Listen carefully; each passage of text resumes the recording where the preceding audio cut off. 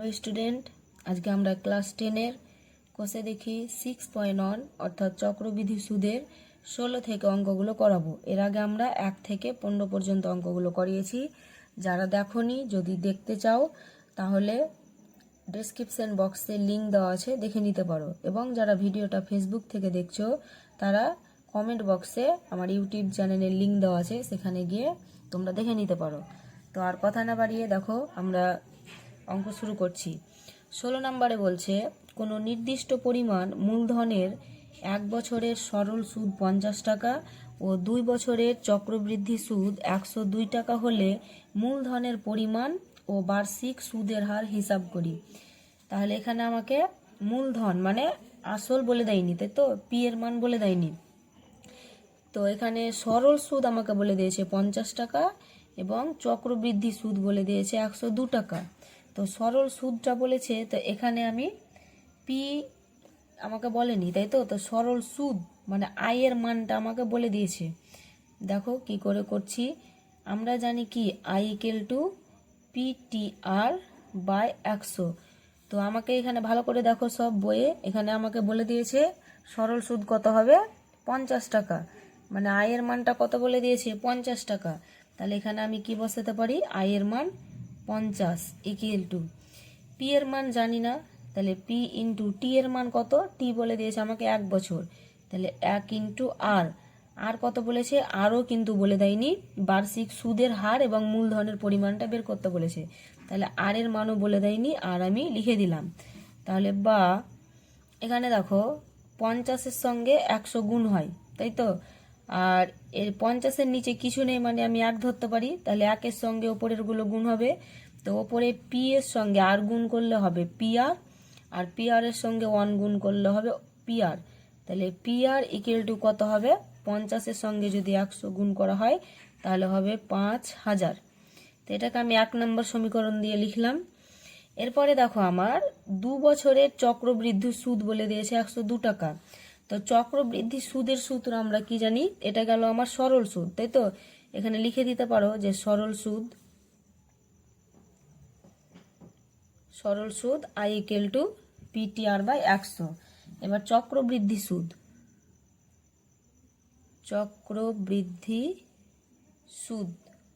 তো চক্রবৃদ্ধি সুদের সূত্র কি হয়, চক্রবৃদ্ধি সুদ মানে আমরা কি জানি, সুদ আসল মাইনাস আসল, তাই তো। এটা হয় চক্রবৃদ্ধি সুদ। চক্রবৃদ্ধি সুদ মানে কি, চক্রবৃদ্ধি যেটা আমরা সুদ আসল বের করি তার থেকে আসলকে মাইনাস করলে চক্রবৃদ্ধি সুদটা আমরা পাবো। তো সুদ আসলের সূত্র কি জানি, সুদ আসলে হচ্ছে এ মাইনাস পি, পি মানে আসল। এবার দেখো এ মাইনাস পি, সুদ আসল মানে এ আর আসল পি, এটা সমান কত, এটা মানেই তো চক্রবৃদ্ধি সুদ। তাহলে এটা সমান আমি লিখতে পারি 102। বুঝতে পেরেছো, আমাকে এখানে প্রশ্নতে বলে দিয়েছে যে চক্রবৃদ্ধি সুদ হচ্ছে 102। তাহলে এই যে চক্রবৃদ্ধি সুদ আসল মাইনাস আসল, এটা মানেই তো 102। মানে আমি যেটা প্রথমে লিখেছি চক্রবৃদ্ধি সুদটাকে এইদিকে না লিখে এইদিকে লিখলাম। বা তাহলে সুদ আসল কি হয়, P into 1 plus R by 100 to the power n minus P equal to 102।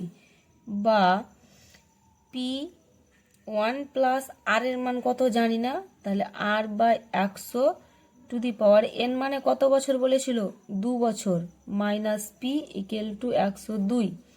বা এখান থেকে আমি পি কমন নিয়ে নেই, তাহলে পি যদি কমন নিয়ে নিই তাহলে থাকছে আমার কি 1 প্লাস আর বাই 100 তার স্কোয়ার মাইনাস 102। বা এটাকে দেখো আমরা কি করতে পারি, এটা যদি মনে মনে এ ভাবি তাহলে এ স্কোয়ার মাইনাস বি, আমি তো 1 এর স্কোয়ার লিখতেই পারি, এ স্কোয়ার মাইনাস বি স্কোয়ার হয়ে যাচ্ছে না। তাহলে আমি এটাকে এ স্কোয়ার মাইনাস বি মানে এ স্কোয়ার মাইনাস বি স্কোয়ার, তাহলে এটাকে আমি এ স্কোয়ার মানে এ প্লাস বি, তাই তো। তাহলে বি মানে কি হচ্ছে, এখানে বি মানে হচ্ছে 1। বা এটাকে এ স্কোয়ার মাইনাস বি স্কোয়ার এভাবে না করে আমি এভাবে করলে একটু কঠিন হয়ে যাবে, তো এইটা আমি এখন স্কোয়ার ভাবছি না, ঠিক আছে। তো এটা আমি এ প্লাস বি তার স্কোয়ারের সূত্রতে যদি ফেলি তাহলে কি হবে, এ স্কোয়ার প্লাস 2a, এ মানে কি, এ মানে 1, এ মানে 1, তাহলে 2a মানে 2 আসবে, 2a বি, বি মানে কে r/100 প্লাস বি স্কোয়ার, তাহলে বি মানে r/100 তার স্কোয়ার মাইনাস 1 ইকুয়াল টু 102। দেখো বুঝতে পেরেছো, এটা এ প্লাস বি তার স্কোয়ারের সূত্রতে আমি ফেললাম, A square plus 2ab plus B square, ঠিক আছে। তাহলে বা পি ইন্টু এটা কত পাবো, দেখো এখানে 1-এর স্কোয়ার মানে 1ই হয়, তাহলে এখানে 1 আর এখানে 1 আমি কেটে দিতে পারি, তাহলে এটা কি হচ্ছে 2r/100, তাহলে 2r/100 যোগ আর স্কোয়ার বাই 100, এটাকে আমি কিভাবে লিখতে পারি, আর স্কোয়ার আছে মানে কি, আর স্কোয়ার মানে r² / 100 স্কোয়ার, তো এটাকে আমি দেখো যদি x স্কোয়ার থাকে তাহলে আমি x ইন্টু এক্স তো লিখতে পারি, তাহলে এটাকেও আমি লিখতে পারবো যে r/100 into r/100 equal to 102। বুঝতে পেরেছো। নেক্সট এটা আমি দেখো r/100 দেখতে পাচ্ছ আছে, এটা একটা পার্ট আর এটা একটা পার্ট, দুটোতেই r/100 আছে, তা আমার তো আগে থেকে p আছেই, আমি বাইরে r/100 কমন নিয়ে নিলাম, তাহলে r/100 যদি কমন নিয়ে নিই তাহলে এখানে আমার কি পড়ে থাকছে 2 প্লাস এখানে r/100 কমন নিয়ে নিয়েছি, তাহলে এখানেও পড়ে থাকবে r/100 ইকুয়াল টু 102, বা তাহলে এটা গুণ হলে কত হয়ে যাবে pr, তাই তো pr/100, আর এখানে আমার কি পড়ে থাকছে 2 প্লাস r/100 ইকুয়াল টু 102। এটা করে আমি কি পেলাম, এটা করে না আমি পেলাম, এখানে আমি দেখো পি আর এর মান সরল সুদে পেয়েছি, পি আর এর মানটা কত পেয়েছি 1 নম্বর সমীকরণে 5000, তাই তো। তাহলে পি আর এর মান আমি 5000 বসিয়ে দিতে পারি, 5000/100 into 2 plus r/100 equal to 102। এখানে দেখো দুটো শূন্য কেটে দাও, তাহলে বা এবার আমি কি করতে পারি, এই যে r/100 আছে সেটাকে আমি এখানে রাখবো, r/100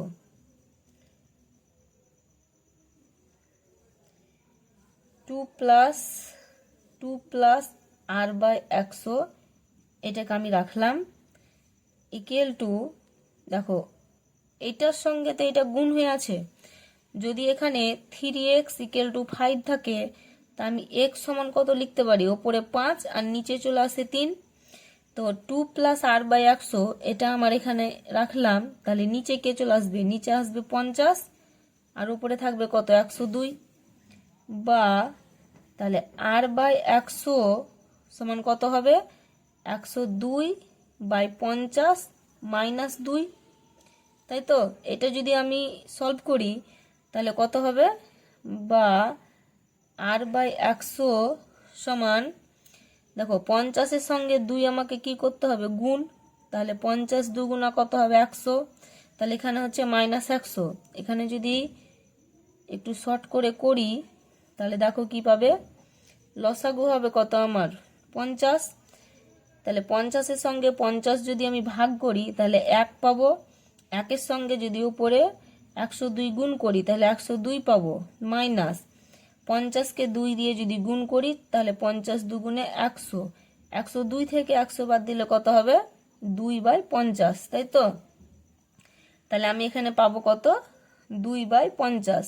যারা এটা একবারে করতে চাও তারা কি করে করবে, দেখো 50-কে 2 দিয়ে গুণ করবে, 50 দুগুণে 100, তাহলে 102 থেকে 100 যদি বাদ দাও তাহলে 2, তাহলে 2/50, তাহলে বা এবার দেখো আর এর সঙ্গে 50 গুণ হয়, তাহলে 50 আর ইকুয়াল টু 100-র সঙ্গে 2 গুণ, আমি গুণটা করলাম না, এখন জাস্ট লিখে রাখলাম, তাহলে আর ইকুয়াল টু কত হবে, উপরে হবে 2 ইন্টু 100 বাই নিচে 50, একটা শূন্য কেটে দাও, 5 একে 5, 5 দুগুণে 10, তাহলে 2 দুগুণে কত হলো 4। এটা আমি আর এর মান পেয়ে নিলাম 4%। তাহলে অতএব সুদের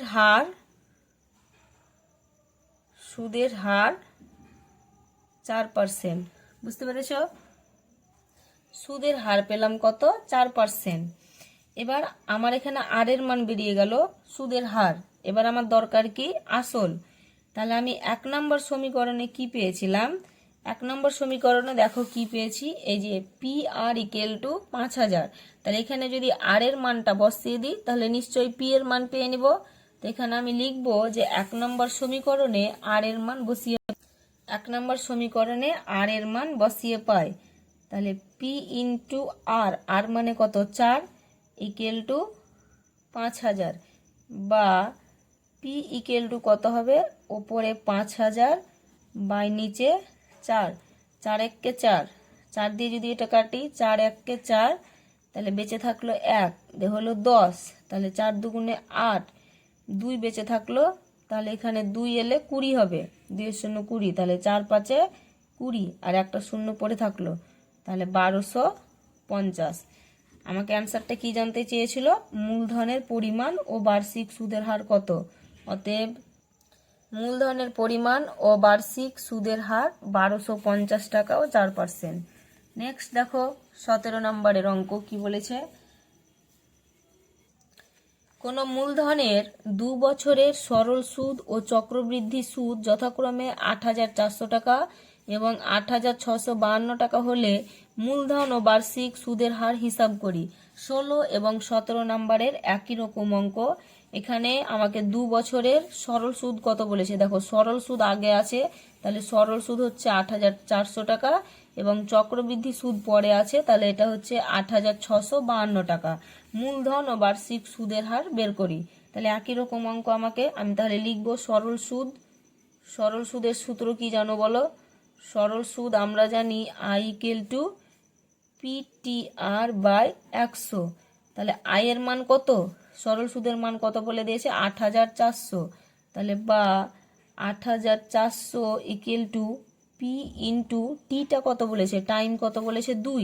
তাহলে 2 ইন্টু আর, আর এর মান জানি না, বাই 100 ইকুয়াল টু, এখানে পি আর এবং 2 যদি গুণ করা হয় তাহলে হবে পি আর বাই 100, বা এর নিচে কিছু নেই, মানে আমি যদি 1 ভাবি তাহলে পি আর এর সঙ্গে যদি 1 গুণ করি তাহলে পি আর ইকুয়াল টু কত হবে?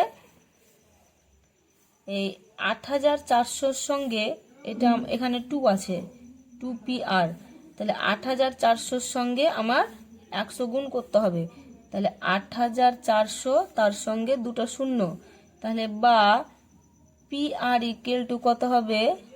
840000 কত হচ্ছে? 8,40,000। 8,40,000 বাই নিচে 2, 2 দিয়ে যদি কাটি, 2 দিয়ে কাটলে 4 দুগুণে 8, 2 দুগুণে 4, 4টা শূন্য বসিয়ে দাও, তাহলে 4,20,000। চক্রবৃদ্ধি সুদের সূত্র আমরা কি জানি? চক্রবৃদ্ধি সুদ আমরা কি জানি? চক্রবৃদ্ধি সুদ আমরা জানি যে এ মাইনাস পি, তাই তো? চক্রবৃদ্ধি সুদ মানে কি জানি? সুদ আসল মাইনাস আসল, তাহলে সুদ আসল মাইনাস আসল মানেই তো আমার চক্রবৃদ্ধি সুদ।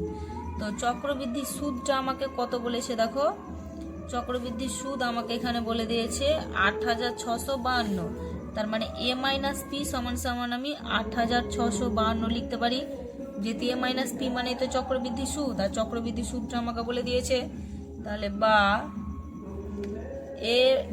এ মানে সুদ আসল, তাহলে সুদ আসল কি হয়? P into 1 plus R by 100 to the power n minus P equal to 8652, বা পি যদি আমি কমন নিয়ে নিই, পি কমন নিয়ে মানটা একবারে বসিয়ে দিছি, তাহলে ছোট হয়ে যাবে 1 প্লাস আর বাই 100, এখানে এন এর মান কত ছিল? 2, মাইনাস পি কমন নিয়েছি, তাহলে এখানে আমার 1 থাকলো, ইকুয়াল টু 8652, বা তাহলে এটা আবার আমি কি করব? এ প্লাস বি তার স্কোয়ারের সূত্রতে ফেলবো, তাহলে বাইরে আমার পি থাকলো, তাহলে এ স্কোয়ার প্লাস 2a, এ মানে 1 হচ্ছে 2 ইন্টু 1, তাহলে 2 আসছে, তাহলে 2ab, বি মানে r/100 প্লাস বি স্কোয়ার মানে r/100 তার স্কোয়ার মাইনাস 1 ইকুয়াল টু 8652, বা এখানে 1 1 কেটে দাও, তাহলে এখানে আমি p ইন্টু 2r/100 এটা লিখতে পারি, plus R square by 100 square, এটাকে আমি r/100 ইন্টু r/100 লিখতে পারি, ইকুয়াল টু 8652, বা তাহলে আমার এখানে r/100 এটা আমি কমন নিয়ে নিতে পারি, r/100 কমন যদি নিয়ে নিই তাহলে এখানে পড়ে থাকবে আমার কত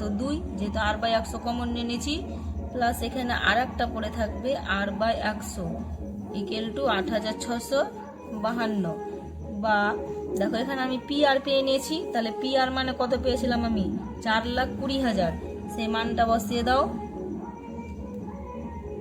by 100 into 2 plus r/100 equal to 8652। এবার আমি এইটা এখানে রাখবো, মানে এইটার মান বের করছি, ধরো 2 প্লাস r/100, তাহলে এটা কি হবে, এটা 8652 এর নিচে চলে আসবে।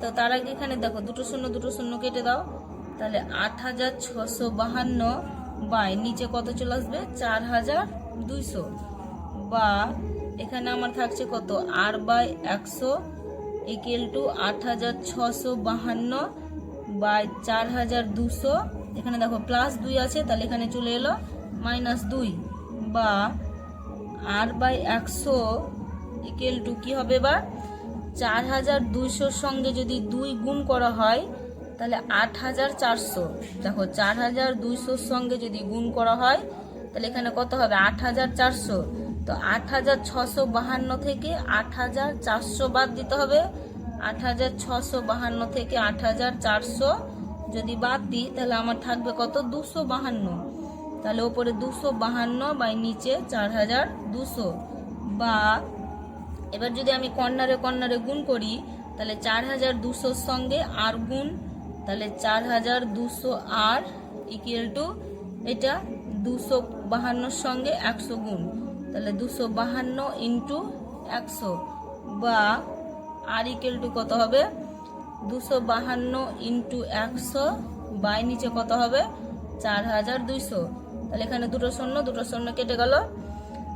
এখানে যদি আমি কত দিয়ে কাটবো, 42কে যদি 252 দিয়ে আমি ডাইরেক্ট ভাগ করি, 252কে 42 দিয়ে, তাহলে আমি দেখতে পাচ্ছি যে 6 দুগুণা 12 আর 4 × 24 একে 25, মানে 6 42-এ হয় 252, 42 একে 42, 6 42-এ 252, মানে আর এর মান কত পেয়ে নিলাম 6%, আর এর মান কত পেলাম 6%। এবার 1 নম্বর সমীকরণে পি আর, এই যে পি আর সমান সমান আমি পেয়েছিলাম, তাহলে এখানে আমি আর এর মানটা কিন্তু বসিয়ে দেবো, তাহলে 1 নম্বর সমীকরণে আর এর মান বসিয়ে পাই, 1 নম্বর সমীকরণে আর এর মান বসিয়ে পাই, না কি পাচ্ছি যে পি ইন্টু আর, আর মানে কত 6 ইকুয়াল টু কত ছিল 4,20,000, তাহলে বা পি ইকুয়াল টু কত হবে, ওপরে হবে 4,20,000 বাই নিচে 6, তাহলে 6 একে 6, 6 7 42, মানে 70,000, তাহলে আসল কত ছিল আমার 70,000। আমার অ্যান্সার জানতে চেয়েছিল মূলধন, এই যে মূলধন ও বার্ষিক সুদের হার কত, তাহলে অতএব লিখে দিবা, অতএব মূলধন হচ্ছে 70,000 টাকা এবং বার্ষিক সুদের হার হচ্ছে কত 6%। বুঝতে পেরেছো?